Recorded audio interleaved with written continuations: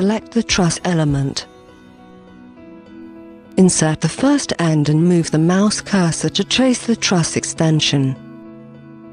Modify alignment.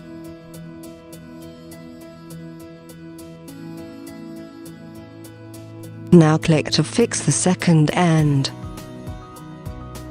You can insert the truss object in 3D view too.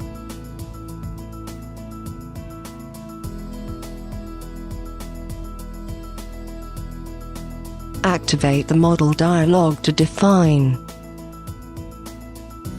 the truss type, selecting it from the archive.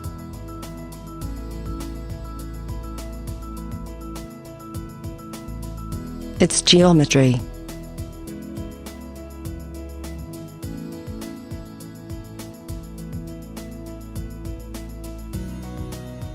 The rod sections and materials.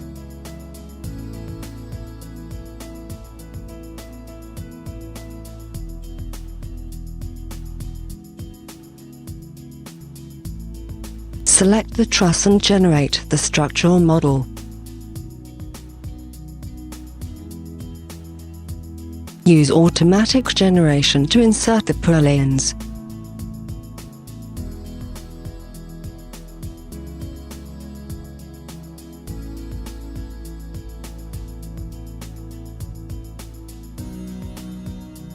And reset the structural model generation to make the necessary changes.